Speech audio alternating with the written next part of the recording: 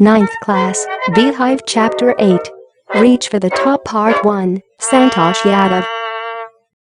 Think for a while and make a list of 3 to 5 persons you idolize or admire very much for their achievements. Your idols may be from any sphere of life, sports, medicine, media, or art and culture. Your teacher will then discuss your choices with you to find out who the top 5 idols of your class are. 1. The only woman in the world who has scaled Mount Everest twice was born in a society where the birth of a son was regarded as a blessing, and a daughter, though not considered a curse, was not generally welcome. When her mother was expecting Santosh, a traveling holy man, giving her his blessing, assumed that she wanted a son. But, to everyone's surprise, the unborn child's grandmother, who was standing close by, told him that they did not want a son. The holy man was also surprised. Nevertheless, he gave the requested blessing. And as destiny would have it, the blessing seemed to work. Santosh was born the 6th child in a family with 5 sons, a sister to 5 brothers. She was born in the small village of Jonayawas of Rewari district in Haryana. 2. The girl was given the name Santosh, which means contentment. But Santosh was not always content with her place in a traditional way of life. She began living life on her own terms from the start. Where other girls wore traditional Indian dresses, Santosh preferred shorts.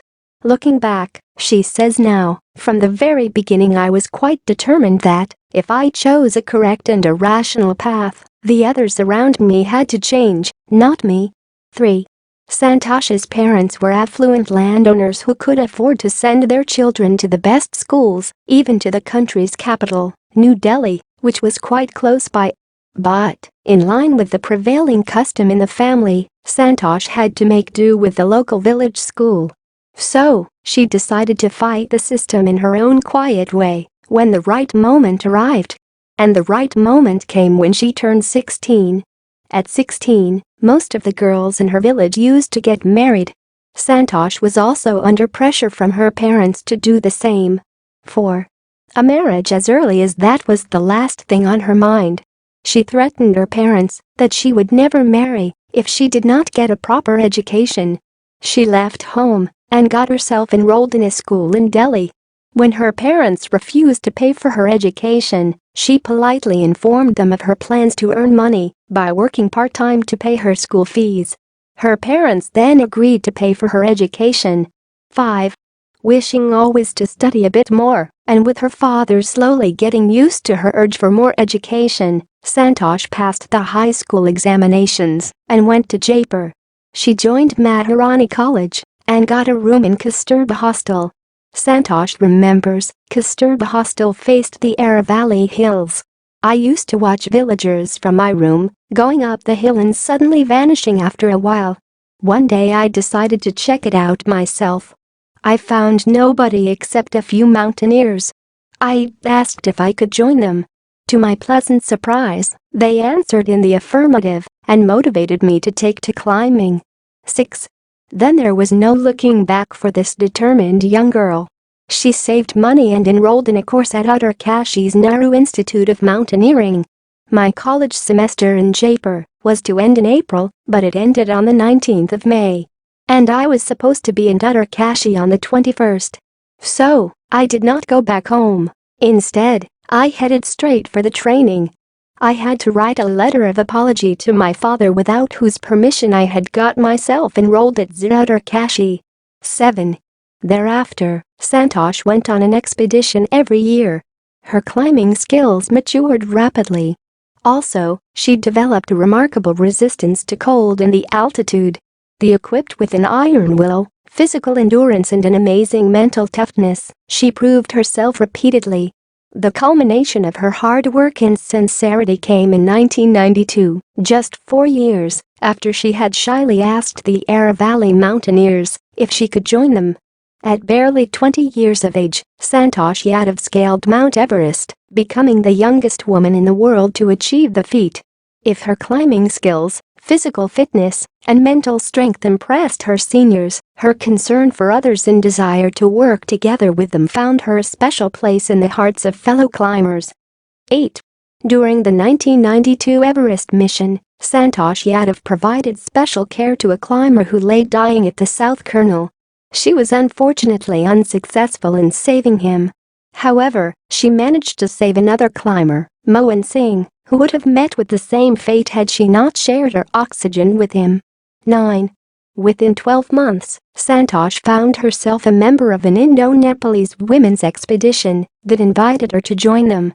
She then scaled the Everest a second time, thus setting a record as the only woman to have scaled the Everest twice and securing for herself and India a unique place in the annals of mountaineering. In recognition of her achievements, the Indian government bestowed upon her one of the nation's top honors, the Padma Shri. 10.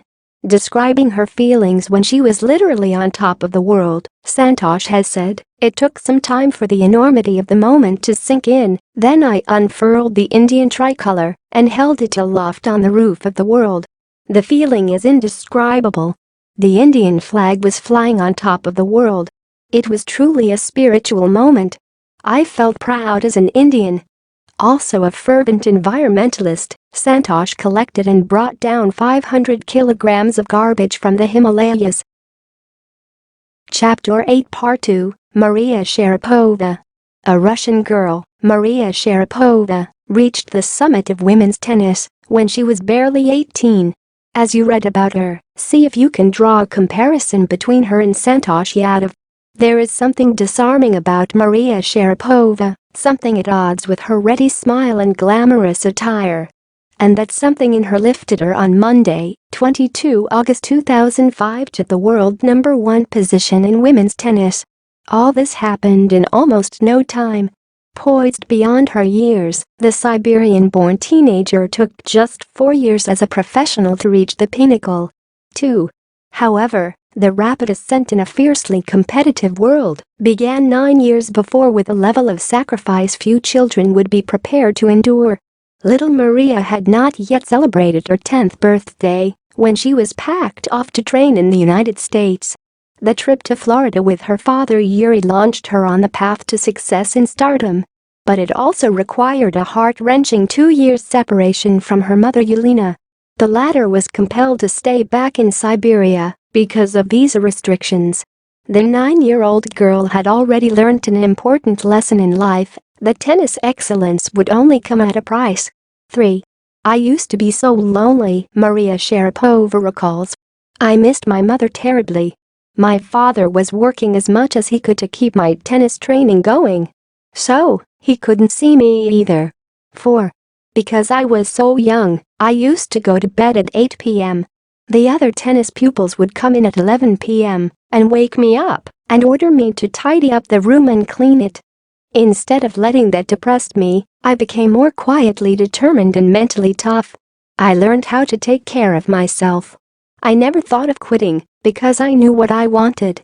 When you come from nothing and you have nothing, then it makes you very hungry and determined. I would have put up with much more humiliation and insults than that to steadfastly pursue my dream. 6. The toughness runs through Maria even today. It was the key to her bagging the women's singles crown at Wimbledon in 2004 and to her meteoric rise to the world #1 spot the following year. 7. While her journey from the frozen plains of Siberia to the summit of women's tennis has touched the hearts of tennis fans, for the youngster herself there appears to be no room for sentiment. The straight looks and the answers she gives when asked about her ambition make it amply clear that she considers the sacrifices were worth it. I am very, very competitive. I work hard at what I do. It's my job.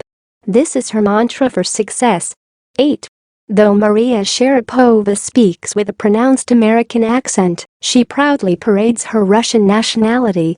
Clearing all doubts, she says, "I'm Russian. It's true that the US is a big part of my life. But I have Russian citizenship. My blood is totally Russian. I will play the Olympics for Russia if they want me." 9.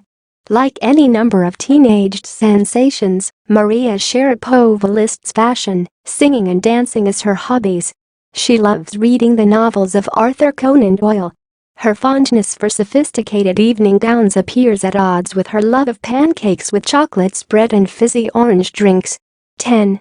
Maria Sharapova cannot be pigeonholed or categorized. Her talent, unwavering desire to succeed, and readiness to sacrifice have lifted her to the top of the world. Few would grudge her the riches she is now reaping. This is what she has to say about her monetary gains from tennis. Of course, money is a motivation. Tennis is a business and a sport, but the most important thing is to become #1 in the world. That's the dream that kept me going.